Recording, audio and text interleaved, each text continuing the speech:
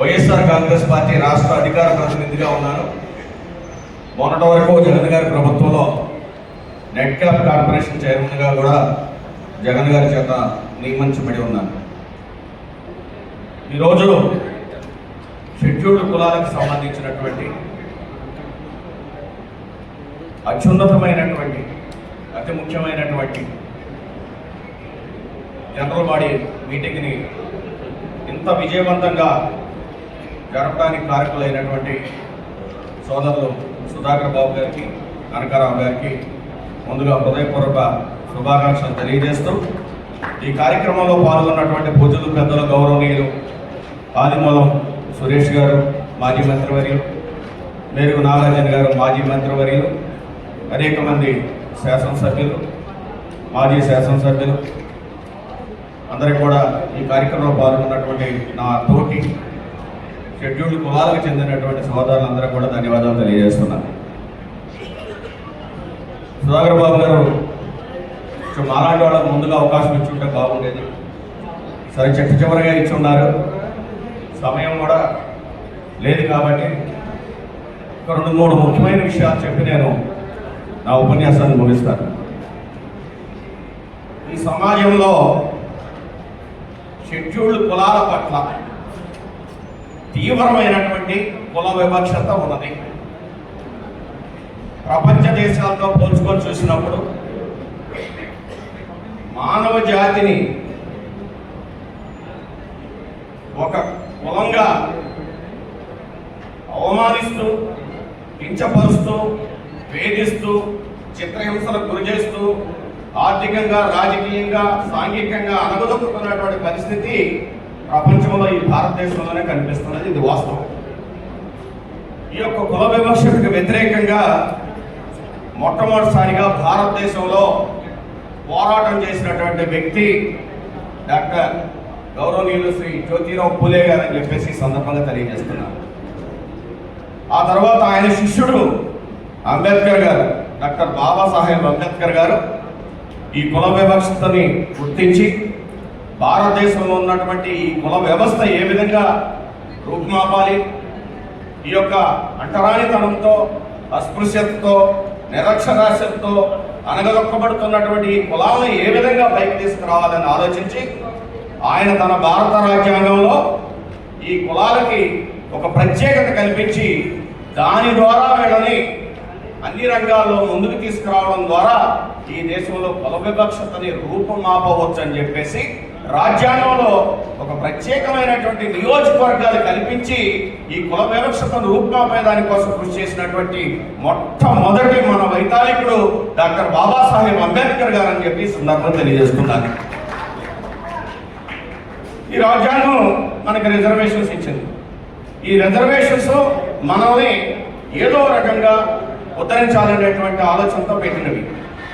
ముఖ్యంగా ఈ భారతదేశంలో భూమి మన చేతుల్లో లేదు, సంపద మన చేతుల్లో లేదు, ఫ్యాక్టరీలు మన చేతుల్లో లేవు, పరిశ్రమలు మన చేతుల్లో లేవు, ఏది చూసినా మీడియా రంగం మన చేతుల్లో లేదు, టీవీ రంగం మన చేతుల్లో లేదు, వ్యాపార వాణిజ్య రంగాలు మన చేతుల్లో లేవు. మన చేతుల్లో మిగిలింది ఏంటంటే పనిముట్లు మాత్రమే. మన తాత ముత్తాతలు ఇచ్చినటువంటి వృత్తులకు సంబంధించినటువంటి పనిముట్లు మాత్రమే. వాటి ద్వారా జీవనం కొనసాగిస్తున్నటువంటి మనల గురించి ఆలోచించింది ఆంధ్ర రాష్ట్రంలో మొట్టమొదటిసారిగా డాక్టర్ వైఎస్ రాజశేఖర రెడ్డి గారు అనేటువంటి విషయాన్ని మీ అందరికీ మరొకసారి గుర్తు చేస్తున్నాను. ఈ జాతుల్ని ఏదో రకంగా ఉద్ధరించాలి, వీళ్ళని పైకి తీసుకురావాలని చెప్పేసి ఒక ఫీజు రీఎంబర్స్మెంట్ అయితేమి, లేదు ఇళ్ళ నిర్మాణ కార్యక్రమం అయితేమి, 45 లక్షల ఎకరాల భూముల్ని మనకి పంచడం అయితేమి, రకరకాల ఫీజు రీఎంబర్స్మెంట్ పెట్టి పిల్లల్ని చదువుకునేటట్టు చేయడంలో కానీ, అదేవిధంగా 108 ద్వారా మనకి తగినటువంటి ఆరోగ్య సదుపాయాలు కల్పించడం కానీ, అదేవిధంగా ఆరోగ్యశ్రీ ద్వారా మన యొక్క బ్రతుకుల్ని, మన ఆరోగ్యాలు బాగు చేయడం కానీ ఒక ఆలోచన చేసినటువంటి వైతాళికుడు జగన్మోహన్ రెడ్డి, రాజశేఖర రెడ్డి గారు. ఆయన తర్వాత జగన్మోహన్ రెడ్డి గారు వచ్చి వాళ్ళ నాన్నగారి కన్నా కూడా 4 అడుగులు ముందుకేసి అన్ని రంగాల్లో ఎస్సీల్ని, ముఖ్యంగా ఎస్సీల్ని పైకి తీసుకురావడం కోసం ఆయన ప్రణాళిక చేసి మనందరం కూడా మనకు గౌరవప్రదమైనటువంటి స్థానాన్ని కల్పించినటువంటి విషయాన్ని కూడా మీకు గుర్తు చేస్తున్నాను. అయితే ఇక్కడ ఉన్నటువంటి నాయకులందరికీ కూడా, పెద్దలందరికీ కూడా నేను ఒక విషయాన్ని గుర్తు చేస్తున్నాను. అంబేద్కర్ గారు ఏ విధంగా రాజ్యాంగంలో ఎస్సీలకి ఎస్టీలకి ఒక ప్రత్యేకమైనటువంటి గుర్తింపునిచ్చి ప్రత్యేక నియోజకవర్గాలు పెట్టడం కానీ, వాళ్ళకి ప్రత్యేకమైనటువంటి రిజర్వేషన్లు అమలు చేయడం ఎలా చేశారో, ఎస్సీలకు సంబంధించి ఇంకా ప్రత్యేకమైనటువంటి కార్యక్రమాలు రూపొందించాల్సిన అవసరం చాలా ఉంది. ఎందుకంటే స్వాతంత్రం వచ్చి దాదాపు 70 ఏళ్ళు అవుతున్నా కూడా ఇంకా ఎక్కడ వేసిన పొంగల్లాగానే అక్కడే ఉన్నాయి. దాన్ని మార్చాలంటే ఖచ్చితంగా ఒక బృహత్తరమైనటువంటి ఆలోచన మనందరం కూడా చేయాల్సినటువంటి అవసరం ఉంది. జగన్మోహన్ రెడ్డి గారి దృష్టిలో కూడా దీన్ని పెట్టాల్సినటువంటి అవసరం ఉంది. ఇందాక అరుణ్ గారు చాలా ముఖ్యమైన విషయాలు చాలా బాగా చెప్పారు. ఇతర రాష్ట్రాల్లో మంత్రివర్గాల్లో ఏ విధంగా ఉన్నారు, మన రాష్ట్రంలో జగన్ గారి పరిపాలనలో ఏ విధంగా ఉన్నారు, ఇలాంటివి కూడా క్షుణ్ణంగా వారు వివరించడం జరిగింది. నేను కూడా ఇప్పుడు ఏం చెప్తున్నానంటే, ఇప్పుడు మొన్న మనకి దాదాపు జగన్మోహన్ రెడ్డి గారి టైంలో 16 కార్పొరేషన్ చైర్మన్ ఇచ్చారు.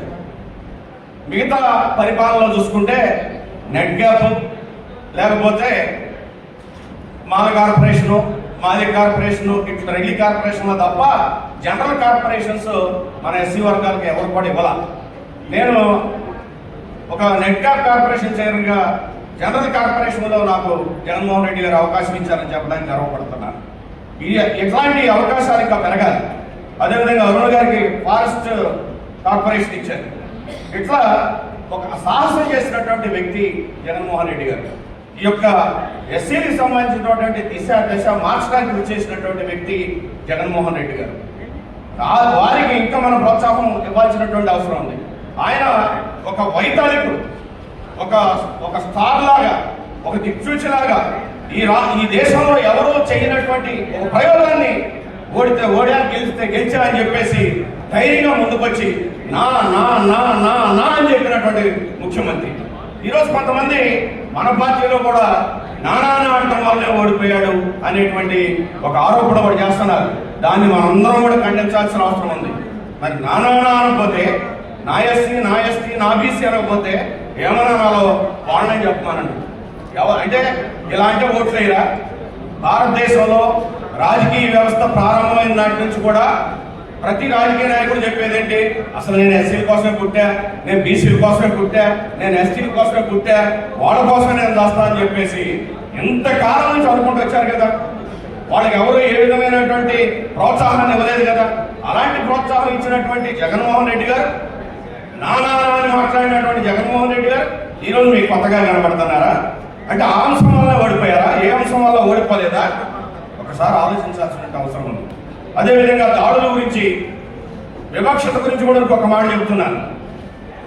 టంగుటూరి ప్రకాశం పంతులు గారి పేరు ఒక జిల్లా పెడితే గొడవలేదు, ఎన్టీ రామారావు గారి పేరు ఒక జిల్లా పెడితే గొడవలేదు. కానీ అంబేద్కర్ గారి పేరు చెబితే మాత్రం అక్కడ ఉన్నటువంటి మంత్రి గారి తగలబెట్టినటువంటి చరిత్ర కుల వివక్షత ఈ రాష్ట్రంలో వేరుకొని ఉందనేటువంటి విషయాన్ని కూడా మనం అర్థం చేసుకోవాలి. ఎంత ధైర్యం అండి! ఒక మంత్రి, షెడ్యూల్డ్ కులానికి చెందినటువంటి ఒక మంత్రి గారి ఇల్లుని ఆ జిల్లాకి అంబేద్కర్ గారు పేరు పెట్టిన తగలబెట్టారంటే మనందరం ఏం చేస్తున్నామండి? ఒక నిమిషం ఆలోచిస్తున్నామా? అదేవిధంగా ఇందాక సుధాకర్ బాబు గారు చెప్పారు, అంబేద్కర్ విగ్రహానికి అవమానిస్తున్నారని. నిజం. ఇప్పుడు మీరు వెళ్ళి చూడండి, ఇక్కడ ఉన్న నాయకులు అందరూ ఒకసారి చూడండి, అక్కడ ఏం జరుగుతుందో. లైట్లు లేవు, మొక్కలు ఎండిపోతున్నాయి, స్విమ్మింగ్ పూల్స్ ఆపేశారు. ఏం జరుగుతుంది అక్కడ? ఒక మహనీయునికి ఇంత అవమానం ఏంటి?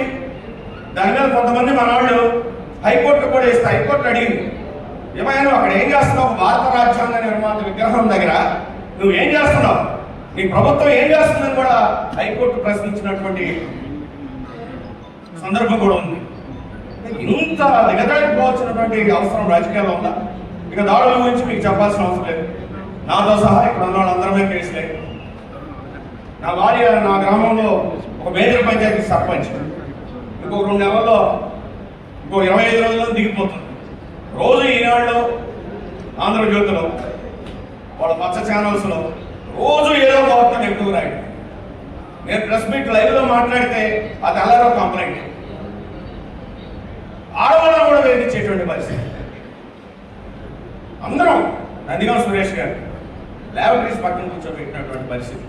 ఇట్లా చెప్పుకుంటూ పోతే ఈ అవమానాలకి, ఈ యొక్క దౌర్జన్యాలకి, ఈ యొక్క దాడులకు అడ్డుకట్టేయాల్సింది మనమే. ఈరోజు 41% ఓట్లు వచ్చినాయంటే 41% ఓట్లలో మెజారిటీ ఓట్లు మనయే. అందుకని రేపు మళ్ళీ జగన్మోహన్ రెడ్డి గారిని మనం గెలిపించుకోవాలి. ఈ బాధలన్నీ పోవాలంటే, ఈ కష్టాలన్నీ పోవాలంటే, ఈ దాడులన్నీ పోవాలంటే, మనం రాజకీయంగా, ఆర్థికంగా, సామాజికంగా ఎదగాలంటే ఖచ్చితంగా మళ్ళీ మన ముఖ్యమంత్రి గారు రావాల్సినటువంటి అవసరం ఉంది. చెప్తున్నారు ఈవీఎంలో చెప్తున్నారు. ఏది ఏమైనా మనకు అన్యాయం జరిగింది, ఎక్కువగా నష్టపోయింది మనమే. ఆ నష్టాన్ని పూడ్చుకోవాల్సింది కూడా మనమే. అందుకని ఇందాక మన నాయకులు ఒకరు చెప్పారు, ముందు మనల్ని మనం గౌరవించుకోవాలి, మనల్ని మనం గుర్తించుకోవాలి, మనలో ఉన్నటువంటి విభేదాలు ఉంటే పక్కన పెట్టాలి. లేకపోతే ఎవరు అలసి అంటే మనమే అలసు, మనమేనా దాడులు జరుగుతాయి. కాబట్టి దాడులను ఎదుర్కోవాలంటే మనం అంతా ఐక్యంగా ఉండాలి. సుధాకర్ బాబు గారి నాయకత్వంలో, కనకారావు గారి నాయకత్వంలో, సురేష్ గారి నాయకత్వంలో, మనందరం కూడా, నాగార్జున గారి నాయకత్వంలో మనందరం కూడా ఒకటై వివక్షత అనేది లేకుండా. ఇందాక ఒక నాయకుడు మాట్లాడుతూ చెప్పాడు, అసలు జగన్ గారి దగ్గర ఎస్సీల గురించి ఎవరో మన ఎస్సీని కంప్లైంట్ చేయొద్దు అని ఒక మాట కూడా నాకు సంతోషాన్ని ఇచ్చింది. ఆ మాట కూడా ఎందుకు మనం అందరం ఒకటే, అందరం పార్టీ కోసం పోరాడుతున్నాం. ఈరోజు నా మీద కేసులు పెడితే, రేపు నాగార్జున గారి మీద పెడితే, ఎల్లుండి సురేష్ గారి మీద పెడితే, అవుట్ అయ్యాలండి సుధాకర్ బాబు గారి మీద పెడతారు, కనకారావు గారి మీద పెడతారు. ఆ తర్వాత చిన్న కార్యకర్తలు కూడా వదిలిపెట్టరు. ఎందుకంటే వాళ్ళ భయభ్రాంతులు గురి చేయడం ద్వారా వారి అధికారాన్ని, వాళ్ళ కబ్జాన్ని, వాళ్ళ యొక్క దోపిడీని కొనసాగించడం కోసం వాళ్ళు రకరకాల ప్రయత్నాలు చేస్తుంటారు.